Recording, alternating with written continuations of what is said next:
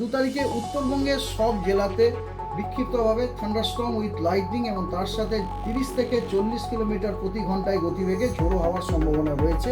এছাড়াও দার্জিলিং, জলপাইগুড়ি এবং আলিপুরদুয়ার এই 3টি জেলাতে বিক্ষিপ্তভাবে 2-1 জায়গাতে ভারী বৃষ্টিরও সম্ভাবনা রয়েছে।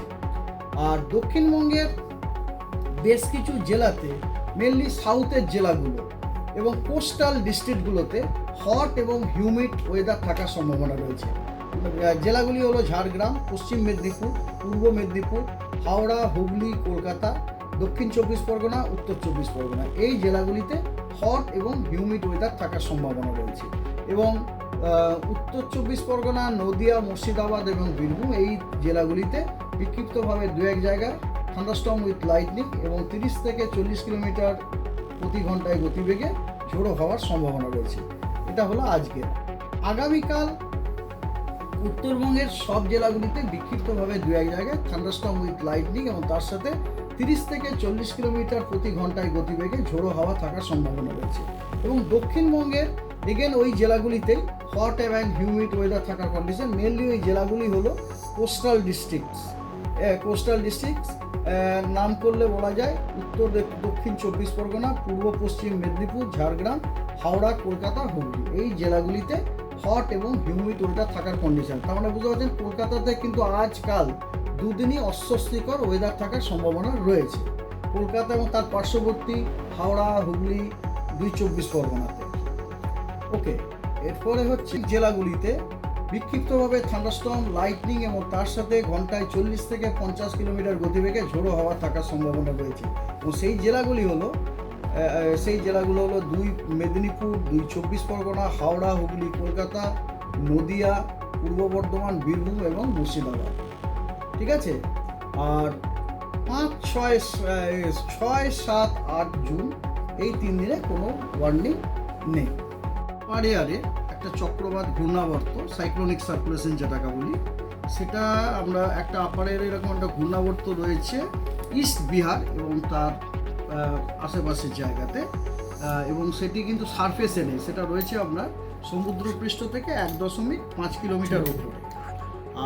আর একটা আপনার অক্ষরেখা, হ্যাঁ, নিম্নচাপ রেখা বলবেন না, এটা অক্ষরেখা, উইন্ড ফিল্ডের অক্ষরেখা। একটা অক্ষরেখা আপনার রান করছে ইস্ট ওয়েস্ট ওরিয়েন্টেড, সেটা রান করছে আপনার পূর্ব উত্তরপ্রদেশ মানে ইস্ট ইউপি থেকে নর্থ ইস্ট আসাম পর্যন্ত।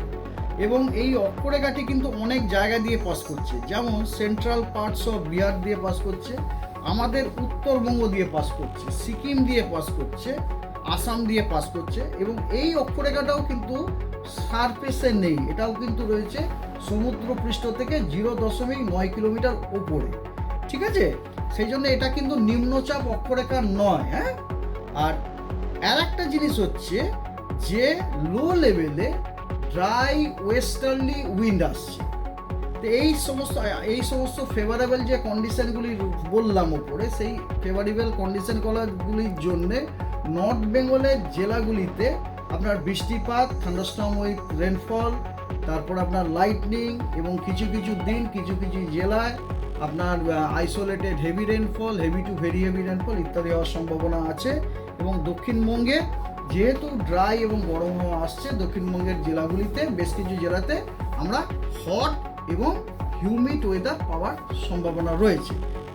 তোমার আমার সকলেরই একটাই পছন্দ, মাদার্স চয়েস। ঘরে সুগন্ধি ভাত, প্রতিদিনের রান্নায় নিখুঁত স্বাদ, চাই উন্নত মানের চাল। তাহলে আর দেরি কেন? আজই যোগাযোগ করুন ধনরাজ অ্যাগ্রো ইন্ডাস্ট্রিজ প্রাইভেট লিমিটেডে। আমরা আনি আপনার টেবিলে খাঁটি ও মানসম্মত চাল মাদার্স চয়েস নামে। একবার ব্যবহার করুন, আর ফিরে তাকাতে হবে না। বিশ্বাসে গড়া গুণগত মানে সেরা মাদার্স চয়েস। মা যেমন চান, চাল তেমনই। যোগাযোগের জন্য এখনই কল করুন 8509752023 এই নম্বরে। মাদার্স চয়েস শুধুই সেরা নয়, সবার প্রথম পছন্দ।